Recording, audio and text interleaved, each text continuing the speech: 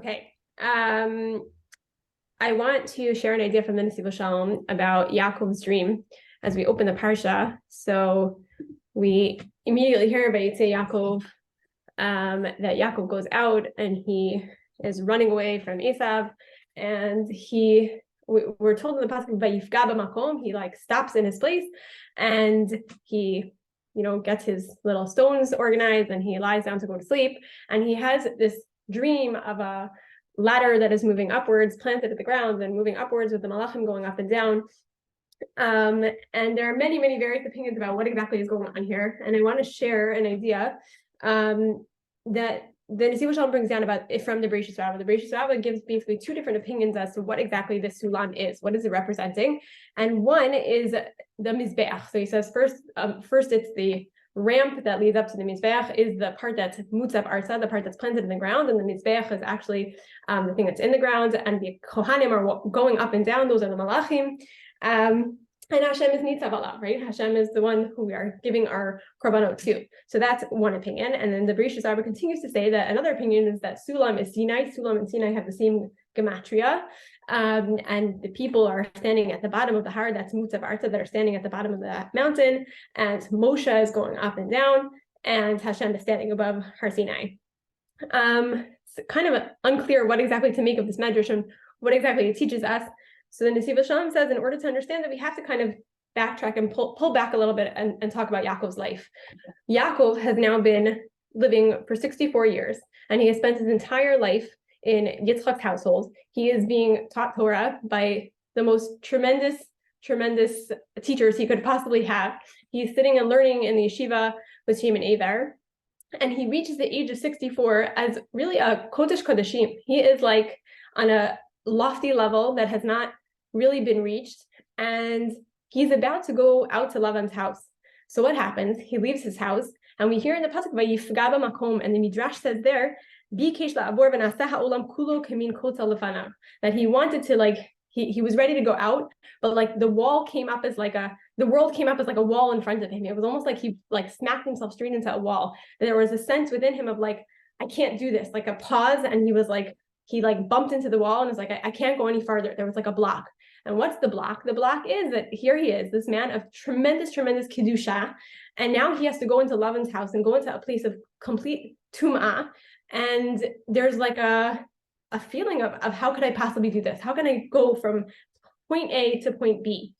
And this is where the dream comes in. Then Hashem appears to him with this image of the ladder that starts at the ground and moves upwards, with Hashem standing above it and the malachim going up and down, and says HaKadosh Baruch Hu to him that the goal for Hashem of mankind is that a Jew should be osek in Olam Haza, that we should be mutzav arta, that there's a part of us that has to be planted in the ground. Our lives are planted in this world, in the ground, doing physical things, given a Torah with actual practical mitzvot that we have to do in the here and now. But our goal is constantly be moving upwards, to think of the rungs of a ladder, of constantly climbing, constantly moving closer to our goal, which is where Hashem is standing above, kind of watching us and egging us on, and we're moving up, and sometimes we move down, right? Where the malachim are going up and they're going down. That sometimes we make mistakes and sometimes we fall backwards, but the goal is constantly be moving up. But the most important thing when we're standing on a ladder, as we all know, ladders are a little bit shaky, right? The concept of being totally involved in this world is a little shaky. Sometimes it's a little dangerous. So the one thing you want to do is not let go. That as long as we stay in this framework of the ladder, we stay in the framework of Kedusha, no matter what happens, so then we're safe and we are going to be fine, right? So we might have to be planted in this world. We might have to be planted in the ground. We might have to go up a little, go down a little, but we have to stay in the framework of Kedusha. And that was Hashem's message to Yaakov as he leaves home and goes to Lavan's house. There's a reminder that it's okay. It's okay to be doing other things, to be going into this world, to be engaging in something totally different than he's done before, as long as you stay in the framework of Kedusha.